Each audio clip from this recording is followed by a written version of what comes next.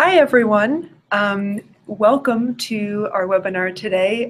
It's been exciting to watch so many folks logging in and introducing yourselves, so thank you for joining us.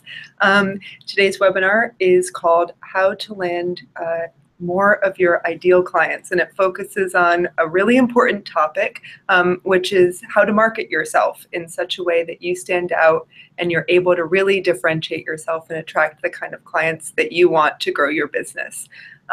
We are very fortunate to have Melissa Brown here, who is a marketing expert. She is the product marketing manager at About.me. And Melissa is an expert in both marketing and branding, and so she's going to be leading today's webinar.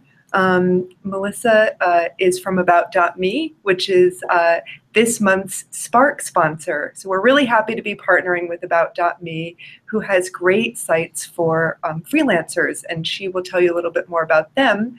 But if you don't already know about Spark, you should. Spark is our monthly member meetup that happens the first Wednesday of every month, and it's in 23 cities across the country. And we talk about educational topics, and freelancers get together and network. And so you should definitely check it out at freelancersunion.org/spark. See if there's one in your city, and if there's not, you can always start one. So great. So today's format is that I'm going to turn it over to Melissa in just a moment. She's going to be presenting for about 30 minutes, and then we'll have time for some questions and answers.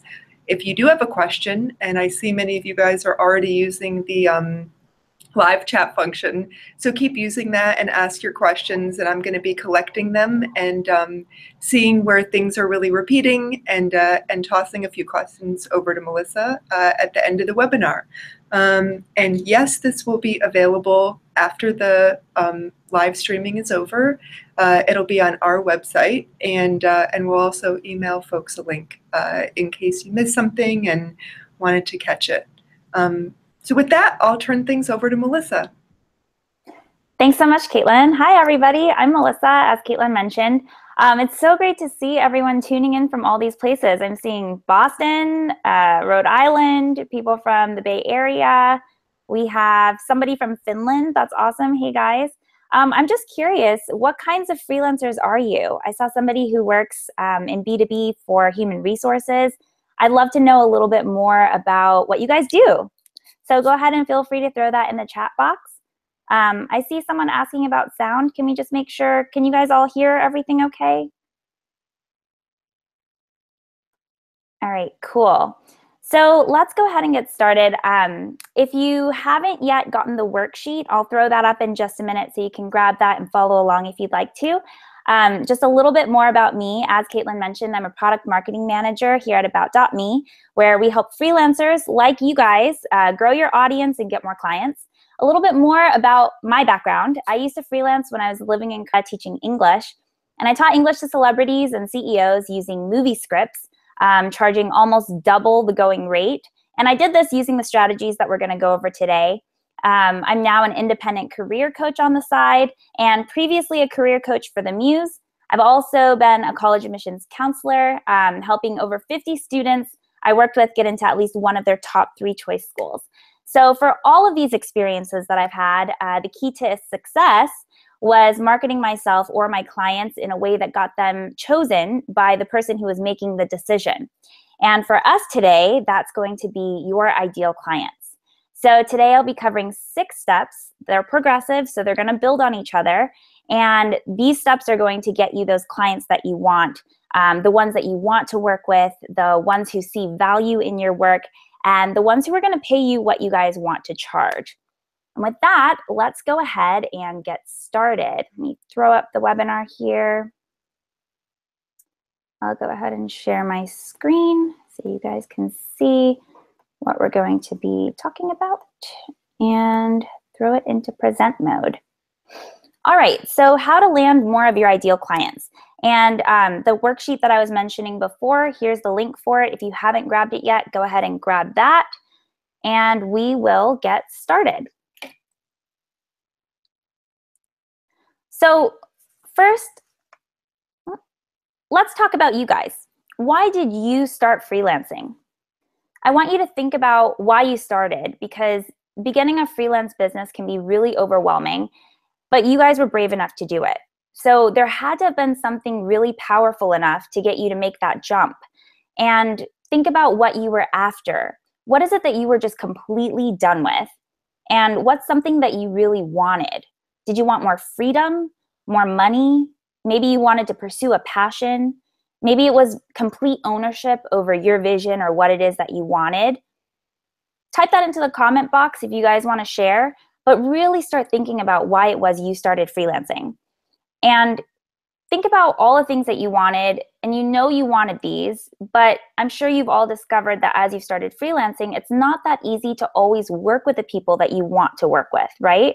You still have to pay the bills, and so you start taking on work with maybe less than ideal clients. And I saw a little bit of that in the comment box earlier. So if you're listening in here, I'm going to assume that you could use a little bit of support in this area of your freelancing business, right? So let's get into it. The freelancer's struggle. Let's break down the struggle with getting your ideal clients. And when I say ideal clients, think of who that ideal client is. Who would you just love to work with? And what kind of work would you just love to spend most of your time doing? How much would you love to charge? As a career coach and someone who used to freelance, there were three main things that I found freelancers complained about all the time. And these are things that I've also complained about. This is including myself. First, people would say, I hate promoting myself. I just don't know how to market myself effectively. And I don't like talking about myself. I want my work to speak for itself. Does that sound familiar? So today, a question that we're going to address is, how do you promote yourself without bragging? Second, the clients I attract won't pay what I want. I see others doing similar work and charging way more than I do. I have an ideal rate that I would like clients to be happy to pay. So the question that we're going to address here is, how can you attract clients that'll pay? And third, I accept less money than I want for my work. I don't feel confident justifying my rate. It's really competitive, and there are just so many photographers, for example, designers, consultants. I don't want to miss out on a client because someone else might be offering the same services but doing it for less. So the question that we're going to talk about here is, how can you feel confident about charging what you want? And I wanted to make this webinar really, really practical for you guys. So my goal is for you to walk away with a set of actions that you can take today to make this happen for you quickly. Step 1, identify your services. What service are you going to offer in exchange for money? What are the skills that you can monetize? Now, if you've been freelancing for a while, I know there are a lot of you out there, you've probably already done this, but I'm going to take it a step further, so just bear with me for a minute. This step will help you discover hidden opportunities for charging more and getting higher caliber clients. So it's still really, really important to do.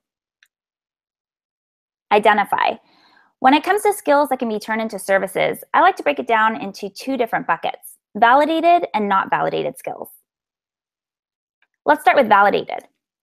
If you started in a 9-to-5 and broke free, your validated skills are those core skills that you developed likely from that 9-to-5 job. Or it's something that you've been hired for and paid for, something that you have a lot of experience in. And if you've been performing the skill for a company and the company is paying you to perform the skill, you know that it's a valuable skill, right? And something that you can monetize. And if you have been paid by this company and someone else is paying your company for that skill, then that other company would also be willing to pay you independently for that skill as well. And so if you've been freelancing for a while now, these are the things that you've delivered on. What have you been hired for in the past, and what can you offer the future client? As you guys follow along, you'll see a space for this on your worksheet. So this is where I want you to put these validated skills that you've identified. Meet Stephanie. She's a writer, a photographer, and I'm going to give you examples of how she could go through each of these 6 steps as we go along so that you have a better idea of how to apply them on your own. Let's say Stephanie has been hired for her writing and photography by using these 2 skills together to create online content. So for this step, she would identify writing and photography as her validated skills. All right, great. Now let's talk about the non-validated skills, the other bucket. Not validated skills are the skills that you've developed outside of your formal job activities, or the skills that you've performed but you haven't yet been able to monetize, or maybe you just haven't considered monetizing them. Whether what you did was outside of the main scope of work, or whether it was something that you did outside of your work as a passion project, these are the skills that maybe you didn't think you could do as a job, but there's huge potential if you can do that skill even just a little bit better than someone else, or in combination with what you're already being paid for. Now, you may not be able to charge a whole lot for these skills in the beginning, especially if you don't have that track record or experience needed to charge the higher rates. But every new project that you take on where you're using the skill as an added point of experience that eventually can be built up to that same credibility level, it can become a validated skill. So these are also services that you can get paid for. Now, if you're an established freelancer and you've been in the game for a while, this is the time to think about the skills that you maybe developed outside of your core freelancing services, but you haven't yet been paid for. And it's something that maybe you developed during the process of a service, but you haven't really marketed it as a specific feature or as a specific part of your service. So just to put things into an example that's a little bit easier to understand, let's say that Stephanie, who we met a little bit earlier, wrote about her experiences at restaurants for various food publications. And as she did that, she got really into cooking and tried to recreate dishes from restaurants that she went to. And as she did that, she used a skill that she already had, which was writing, but then also started creating recipes. So she got really great at organizing her content and then creating these recipes that it became a solid skill that she developed. But she hadn't yet been paid for this skill. So she would want to identify creating recipes as a not validated skill. A key point to remember for this first step is that a skill, validated or not validated, is still a skill that can be monetized. Step 2, communicate your services in an effective way. How can you show alignment between what your ideal client is looking for and what it is you're offering?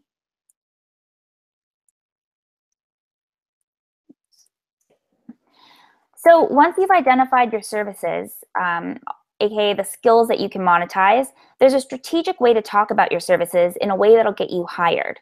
If you stick to just giving a list of what you do, it'll probably look like everyone else's list because we all know the freelancing market is extremely competitive. So it may be differently worded at best, but it's not going to really help your services stand out.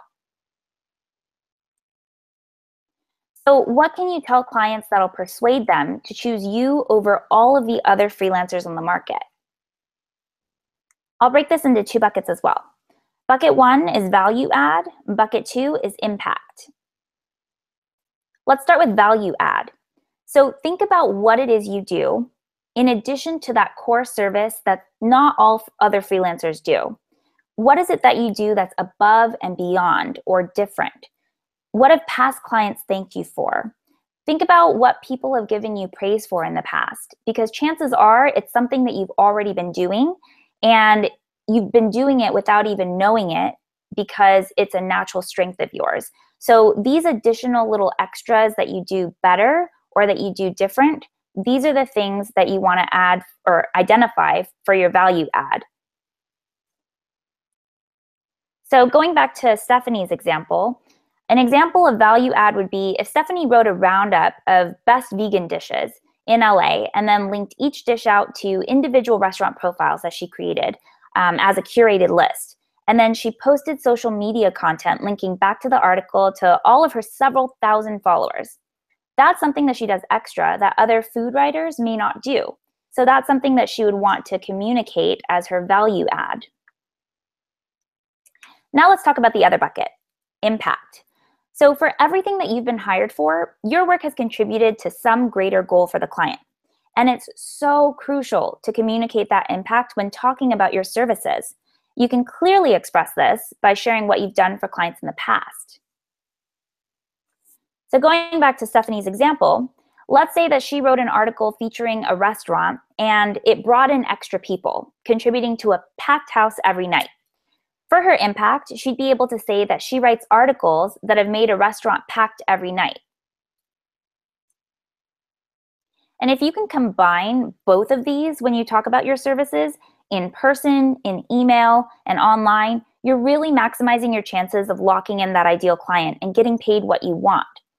Now, I know this step might make some of you guys feel uncomfortable. I used to get really weird about it too, but think of it this way. No company that you've bought from got your money by saying that they're pretty good and they do what everyone else does. They say that they'll get you results. They tell you why they're great and how people who've used their product or service in the past have benefited. This is what sells. And it's not bragging if it's true. I know that's always a point of concern. But my goal today isn't to teach you how to be modest. My goal is to teach you how to get more of your ideal clients, the kind that will pay you.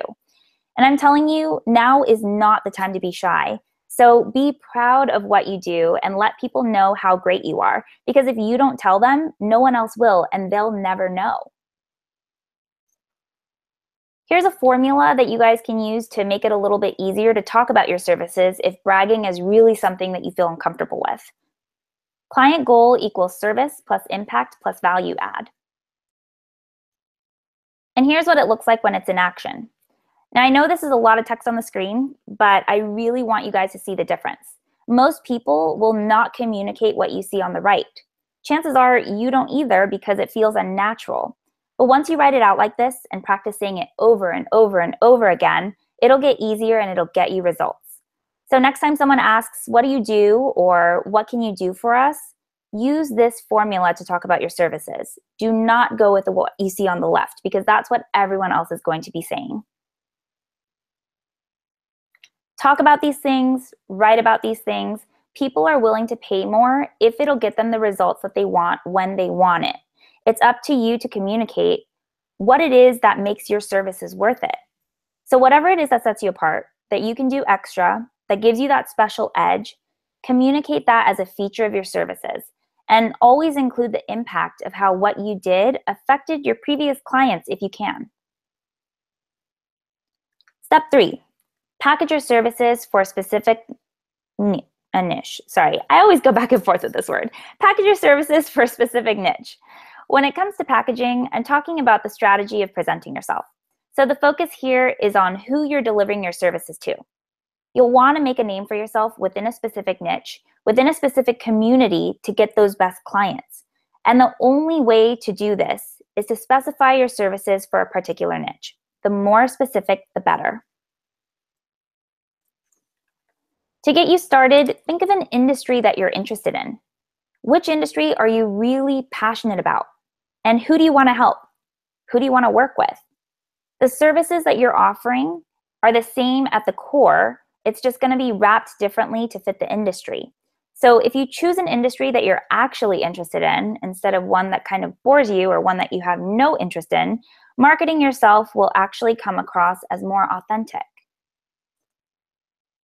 So let's say Stephanie knew that her skill was writing, but if she had a portfolio that included writing for a variety of brands, including food and tech and music, I'm not going to be sold as a potential client that she's the best that I can find for any of those categories. But since she's really into food, if she chose food as her niche, she could become the big fish within that niche, and suddenly she becomes perfectly aligned with her ideal clients who are looking for food writing.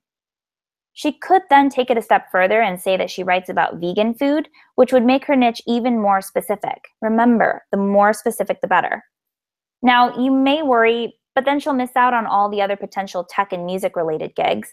But here's something that you really have to accept if you want to get the ideal clients that'll pay you what you want. Everyone is not your ideal client. You have an ideal client, right? We thought about that in the beginning of this presentation. That ideal client will not be found everywhere. And if you really want to be paid what you want to charge, then you have to make yourself a specialist by establishing yourself within a niche. Just to hit my point home, think of restaurants that specialize in one thing. They're typically considered the best and they're the ones that are sought after, right? So you want that for your freelancing business. And once you decide which niche you want to segment your services into, you'll want to choose which platforms to promote yourself on. based on those niches. So the goal is for you to put yourself where your ideal clients are looking. For Stephanie, are her ideal clients who need food writing found on Pinterest? Are they found on Facebook, Instagram, other publications? Those are the relevant platforms that she's going to want to create profiles on, because that's where they'll be able to see her work. By better aligning yourself with a client and their needs specifically, you'll get better clients because you'll be perceived as that perfect fit based on how specific you are, really.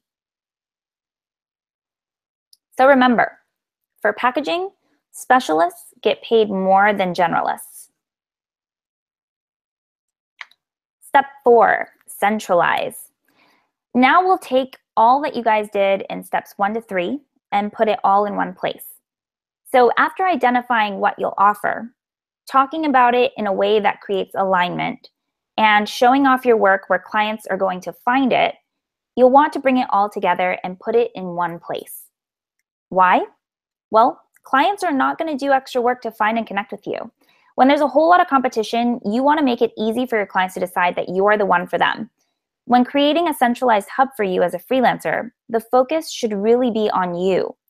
Clients want to hire people that they like to work with, but they also want to hire people that are fun to work with, that are great to work with, that offer them that value add and impact in addition to getting those good results.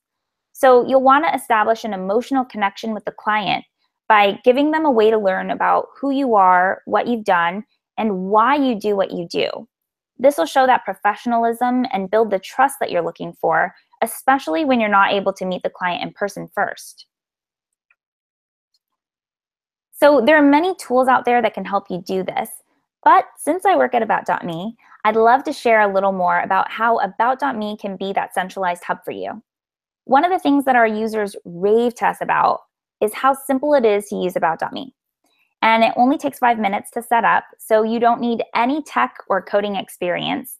You get one call to action that is focused, making it easy for potential clients to know what you want them to do. And that's really important because you don't want your potential clients to have to do a lot of extra work.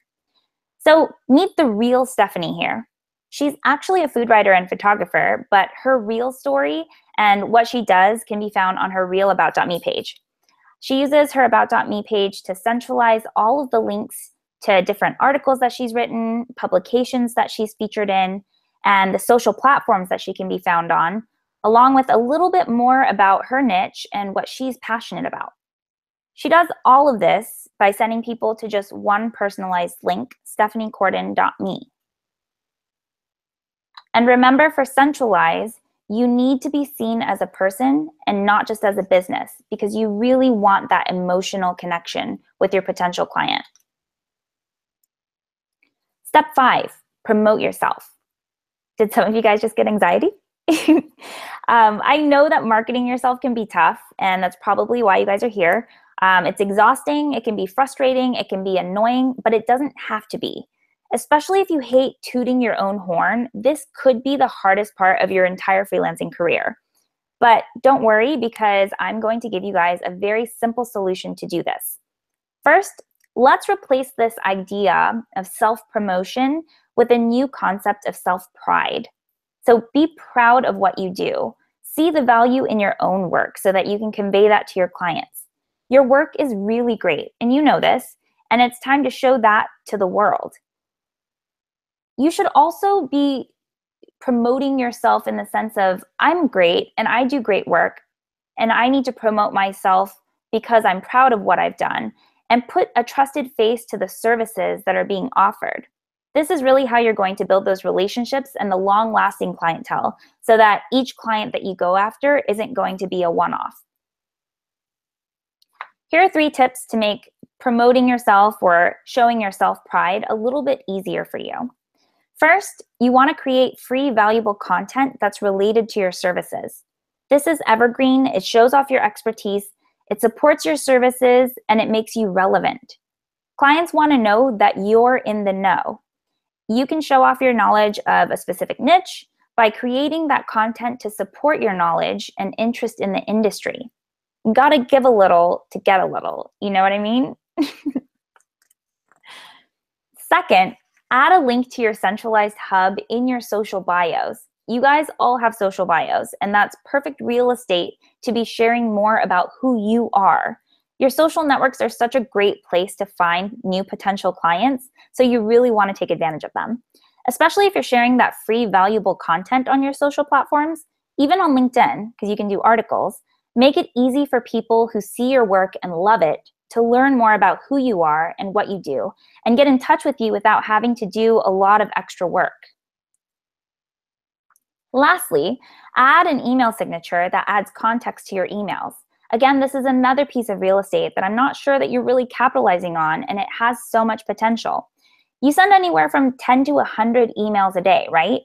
Well, each of those emails is an opportunity to do a little bit of self-promotion without you having to do any extra work.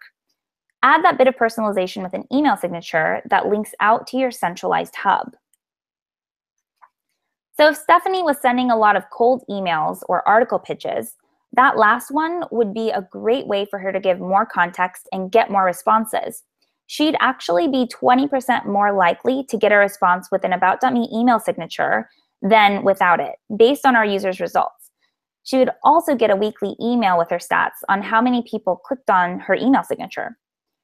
When people click that link in her email signature, they're more likely to respond to her since now they know a little bit more about her and they've developed that emotional connection with her. This is really what we want for you. So be sure to add your personalized email signature as the third tip of promote. Remember, modesty is not going to win you ideal clients. Step 6, hook your potential clients. So far, we've talked about how to package and promote yourself, but why not also hook your client while they're interested and turn that passerby into a warm lead that you can actually follow up with? You should be constantly hooking these passerbys because that's what takes a passive interaction with an ideal client into an active one. This will also give you that immediate next action step to really get the ball rolling. The most common way to hook a potential client while they're interested is to grab their email address, right? I'm sure you guys have seen this on landing pages and websites all the time. But have you ever wondered how you can do it for yourself? Well, there are many tools out there, but unless you're a tech whiz, which many of us are not, and that's okay, managing all of them can get pretty complicated. So our team at About.me developed a very simple tool as part of our professional plan that streamlines your lead generation. By adding the sign up for my newsletter button to your page, visitors can click it to enter their email address, and you'll get a Google spreadsheet that you can access from your About.me page with all of those potential clients' information. The point here is to create a way for your clients to give you their email address so that you can follow up with them via a newsletter. And this goes back to our free valuable content that we talked about before, or an email to learn about their goals. You really want to make it so that they don't have to reach out to you, because instead, if you give them the opportunity to be contacted, the ball is now in your court. Another way to hook your clients is to get that appointment scheduled right off the bat. So based on what I saw in the comment box, some of you guys are on consultants. You have that initial conversation where you learn about your client's goals. That's something that you want to schedule immediately because that's what hooks your client. But you'll want a way to do it without having a bunch of back and forth email conversations about availability, right? So put something on the calendar to lock in some time to have that conversation with the client right away. This conversation will give you that dynamic opportunity to talk about your client's goals and how your services align with those goals. Remember that formula from step 2 that we talked about in communicate. This process has also been made extremely simple for both you and your clients with a scheduling feature in About.me Professional. You don't need any extra stress once that client is interested because they already want something that you have. That first interaction should be as seamless as possible. So by making it so that your clients can book a meeting with just a few clicks and sync directly to your Google Calendar, you're removing any hesitation or delay in getting things into motion with this potential client. Promote yourself and then create the hook that'll bring the clients to you. And I really want to see you all be able to do all of these steps and create that freelancing success for yourself. So I wanted to give you guys this exclusive offer on About.me Professional because you showed up today, because you were serious about your success, and because we're serious about your success too. I'd love to see you guys create a centralized hub to present yourself as a person, not just a business, and then make that self-promotion really count by creating a hook for your potential clients. With the About.me Professional plan, you'll get those cool features that I just told you about to hook your clients. You'll also get a mini portfolio like you saw on Stephanie's page, a domain, a custom email at that domain, like hello@yourname.me. So it's super professional, super personal, and your About.me page. And if you want to get more of your ideal clients, really check it out because we've made it super simple for you and people who want to work with you. And don't worry, we'll include this in an email afterwards so that you guys will have this link. So wrapping things up, let's go back to those 3 questions of the freelancer struggle that we talked about in the beginning. How do you promote yourself without bragging? So think back to what we covered in steps 2, communicate, and steps 4, centralize, and 5, promote. Those are the steps that are going to answer this question.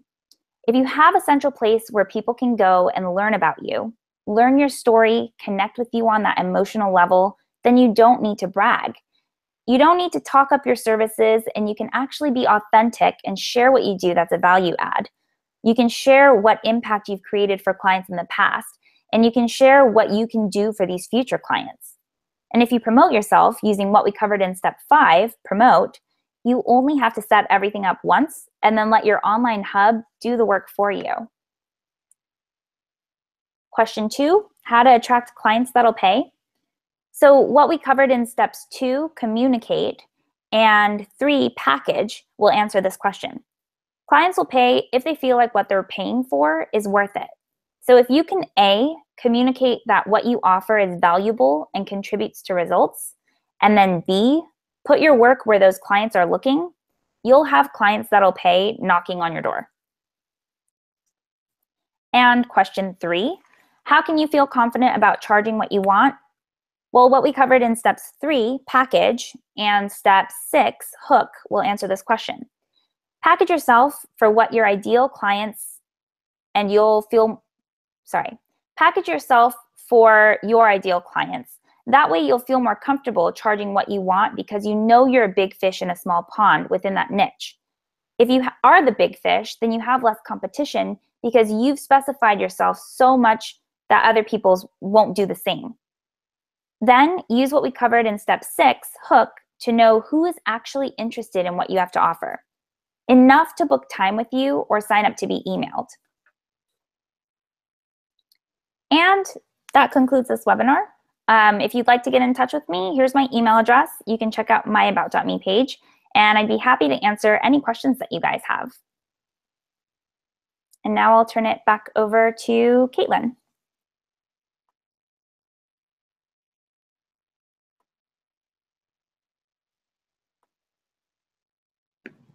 Hi, everyone.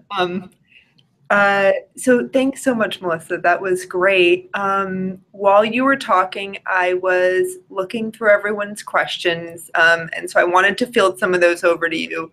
I will start with one that we hear from our members all the time because, again, we have members who are sort of working in different skill sets or even across different industries. So if you're one of those freelancers and you have 2 or even more areas where you really want to niche yourself, how would you approach that?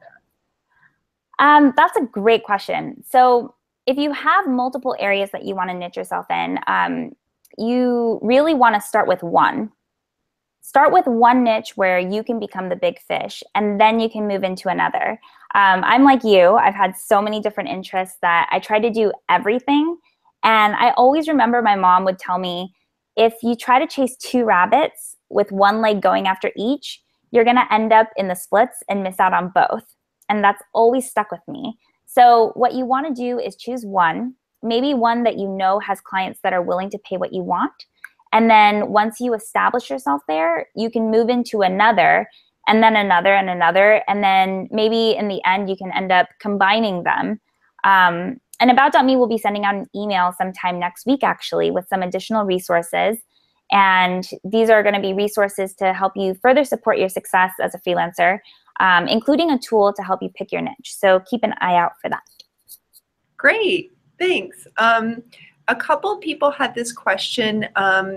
Many of our members already have websites, and you had talked about using about.me to sort of centralize everything. So I think there's sort of two questions. One is, if I already have a website, what's the utility of having an about.me page? And how would I if I have both, how am I toggling between the two? That's a really great question. So your website, as we mentioned, is going to show your work. It's going to put your work at the forefront, and it's going to make sure that your services are being seen. But here's the thing. Comparing services with other services as a client, it doesn't give you, the freelancer, much of an advantage because the services are going to be similar in my eyes. It's kind of like trying to compare individual dishes on a menu. So how many different ways can you really serve an enchilada? You know what I mean? People go to restaurants for the name, for the brand, for the people, the service.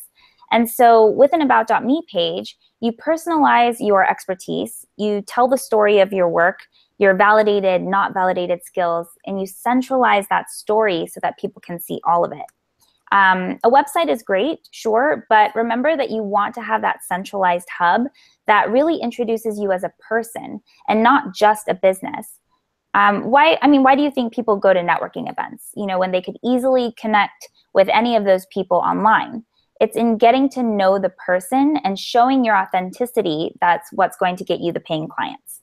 And in order to toggle between the two, so About.me actually has a spotlight feature, which is a button where you can link out to any website that you have. So if you have a portfolio that's hosted on another website, for example, on your About.me page, you can add the spotlight that links out to your portfolio if that's really what you want people to put their eyes on and to see. Great. And sort of carrying with that theme of how you're presenting yourself as a person versus as a business, someone asked a really interesting question, which is, what language do you use to market yourself? I, we, my company. How do you advise people approach that? That's a really interesting question. It depends on how you want to present your services. So if the types of clients that you're looking for are clients who are more inclined to work with a bigger business or work with a team, and you know that that's all they work with, then you're going to want to say we, because you're presenting yourself as a full-fledged business instead of as an individual. So that's going to be more of like the solopreneur. If you want to present yourself as a freelancer, and there are many benefits to this, you can check out Freelancers Union's blog to see, different resources here. If you want to present yourself as a freelancer, then you would say I, because that's what's going to build that relationship with the company who wants to work with a freelancer. You want to show that you're the responsible one. You're going to deliver what you're promising. And you want to show that you're able to deliver on the results that you've claimed that you can produce based on that formula that I showed you before. Great. Just one other question. Someone asked, what kinds of valuable content can you offer for free that will make you stand out from your competitors? This one might differ considerably by industry, but I was interested in hearing your thoughts. Yeah, sure. So the best way to do this, because you know that you have your ideal client in mind, right? Like you know who you're going after. So you want to look at what that client is tuning into or what that client's goals are. And then you want to tailor your content to answer the questions of that client or the problems that that client has. So let's say a client's goal is, or let's say a client's pain point, for example, is that let me think of a good example on the spot. They have a problem with converting leads into, like warm leads into actual clients. So if that's an issue and you know that's their pain point, then you would want to tailor your free valuable content to speak to how to convert specifically. And a lot of people, when they create free valuable content, it's going to be very generalized, but always remember that the more specific you can get to speak to your client's needs, the more you're going to align yourself with that client and really get that client as somebody that will work with you. Great. Well, thank you so much. This has been really helpful and interesting. And Again, for everyone, I know we mentioned it before, but we'll be sending around a link so you can check out the video again. And it'll also be available on our website. Thanks again to Melissa for presenting. It was great. Thank you. Thanks for having me.